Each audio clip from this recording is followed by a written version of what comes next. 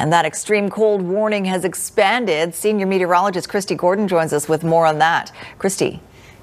Sophie, it's been one after another really today. In fact, Environment Canada just issued minutes ago another one, and now includes the South Thompson region. So here's a look. The northeastern corner of the province, the potential for wind chills over the next couple of days, especially at night, down to -50. Caribou, Central Interior, now the South Thompson, a range -35 to -40 possible. And Arctic outflow warnings for the North Coast region, and now including the South Coast region, where we could see wind chills values range from -20 to -30. We even have the potential for snow, and I'll show you the timeline for this when I come back. But the key is, yes, we have the possibility of wind chill values across the lower mainland down to -20. Here's a look at the 3-day forecast just to give you an idea. Sophie, it's not until next week that we're expecting to warm up. Back to you. All right, thanks, Kristi.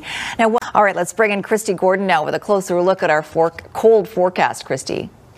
Sophie, so we have a chance of snowfall tomorrow, and I'll show you that in a second. The coldest temperatures will happen tomorrow night into Friday morning. And here's a look at the wind chill values. So close to -30 and through Whistler area for the South Coast. Most coastal regions, we're talking about -15 to -20 with the wind chill. Again, that's Thursday night into Friday morning. And we talked about the wind chill extreme from the northeast right down into the Central Interior and now into the South Thompson region as well. So what does that mean? Well, when we get a wind chill close to -39, -40, we could have a risk of frostbite within 5 to 10 minutes. So make sure you're super careful. And if you're traveling, make sure you're bringing a blanket, extra warm clothes in case anything happens and you need to be outside in the elements. You have an idea or you have something to keep yourself warm. Here's a look at the transition. So it really is just the weekend, and then we'll slowly come out of it next week. And that's the plan for most of the province.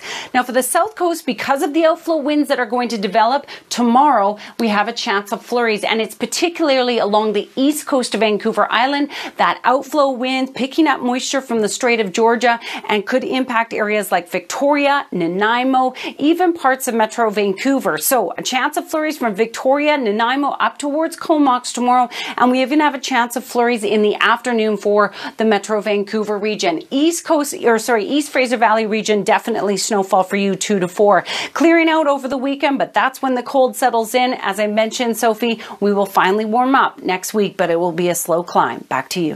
All right, thanks, Kristi. Just ahead.